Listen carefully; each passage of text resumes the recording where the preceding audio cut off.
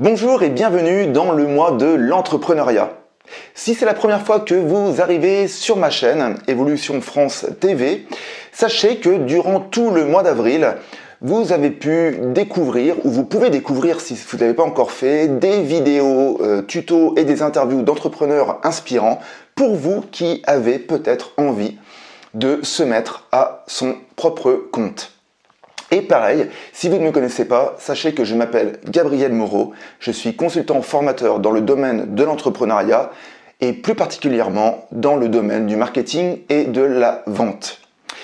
Alors, si le contenu vous plaît, je vous incite tout de suite à cliquer dans la description de cette vidéo. Il y a un lien qui vous permettra de vous inscrire à ma newsletter hebdomadaire où je vous envoie des conseils, pareil pour vous qui êtes peut-être futur entrepreneur. Aujourd'hui, je vais vous parler des 4 étapes pour trouver une idée d'entreprise. Générique. Souvent, beaucoup de personnes ont envie d'entreprendre, mais malheureusement, elles ne savent pas dans quoi ou elles ne savent pas quoi proposer. Et c'est vrai que quand on ne sait pas, on a un petit peu on a la tête en fait dans le guidon.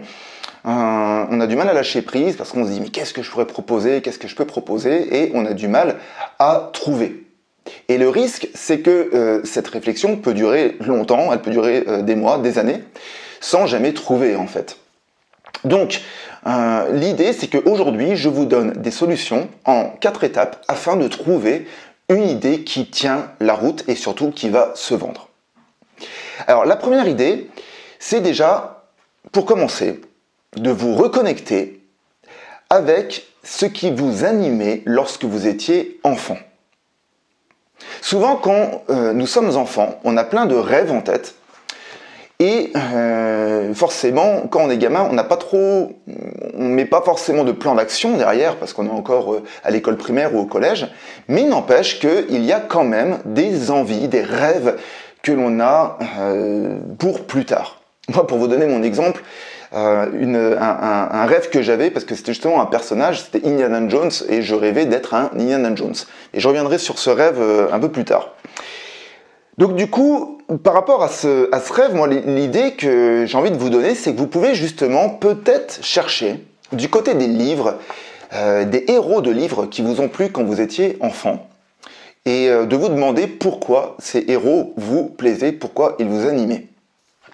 La deuxième chose, vous pouvez aussi réfléchir aux films, aux héros de films que vous avez aimés et sûrement que vous aimez encore, et ceux qui vous transmettaient de la joie, qui vous inspiraient en fait. Et vraiment, ces personnages, quand on les voit, ça peut déjà donner des indications sur ce que l'on aimerait faire ou ce qu'on aimerait incarner. Je reviens sur le personnage d'Indiana Jones. Comme vous pouvez le voir, aujourd'hui, je suis formateur. Ça fait 10 ans que je fais de la formation. Indiana Jones, c'est un formateur. De base, il est professeur. Et la deuxième chose, c'est que c'est un explorateur.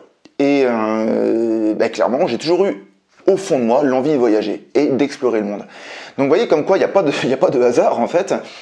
C'est vrai qu'il m'a fallu des années et des années et des années pour me reconnecter à ça. Mais en tout cas, il y avait quand même une vérité quand j'étais enfant.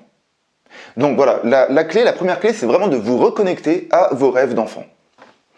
La deuxième solution que je vous donne, la deuxième étape, c'est de répondre à cette question. Que feriez-vous de votre temps si vous n'aviez pas à gagner d'argent? Donc on part du principe que vous n'avez pas de problème d'argent, vous avez de l'argent qui tombe tous les jours, tous les mois, et peut-être que vous ne resteriez pas à rien faire. En tout cas, à chaque fois que je pose la question, même dans mes formations, j'ai très rarement vu une personne qui m'a dit bon, moi je resterai chez moi à rien faire.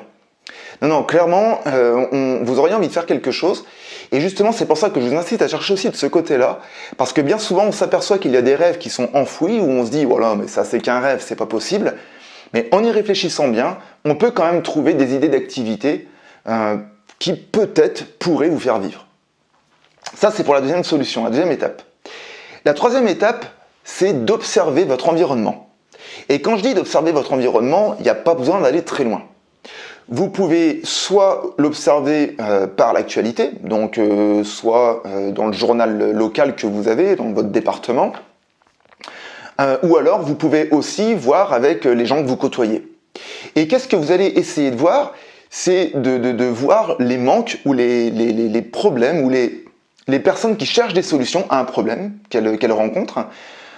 Et donc du coup, peut-être que ça vous donnera une idée de vous dire, ah tiens, peut-être que je pourrais proposer une solution à ce problème. Je vais vous donner un exemple. Peut-être que dans votre ville ou dans votre village, il y a un manque, soit d'un magasin ou une activité qui ne se fait pas, alors qu'il y a énormément de demandes. Je vais vous donner un exemple hyper concret. Un jour, j'ai formé des créateurs d'entreprises, il y a pas aussi longtemps que ça, hein, c'est l'année dernière, et une personne avait l'idée de livrer des personnes du 3e âge, donc livrer quoi? Livrer des plateaux repas.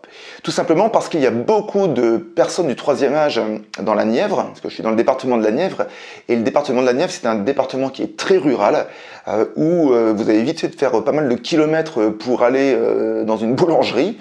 Donc du coup, cette personne avait l'idée de se dire, bah, si je peux avoir, j'aurai un petit camion, ou un petit camion, et j'irai faire des livraisons chez mes clients du 3e âge, voilà, tout simplement. Et c'est vrai que l'idée avait l'air vraiment bonne, parce que même s'il y a déjà des activités comme celle-ci, elle avait remarqué que dans son secteur, à 30 km autour de chez elle, il n'y avait pas ça. Donc du coup, voilà comment on peut trouver une idée d'entreprise. Ensuite, la 4e étape, eh bien, c'est l'enquête. Tout simplement, c'est qu'une fois que vous avez décelé une activité qui pourrait peut-être se mettre en place, eh bien, c'est très simple. L'idée, c'est de poser la question aux personnes susceptibles de vous acheter votre offre. Et donc, ces questions, soit vous pouvez les faire sous forme de sondage via Internet, ou sinon, vous pouvez le demander directement en allant les voir ou en les croisant ou les côtoyant.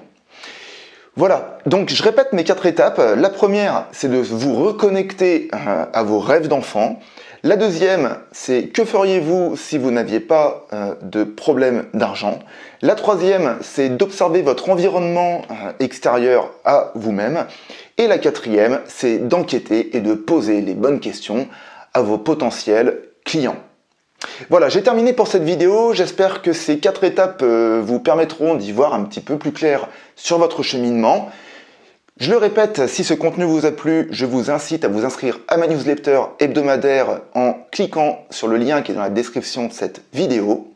Et en attendant de se revoir, je vous dis prenez soin de vous. Ciao!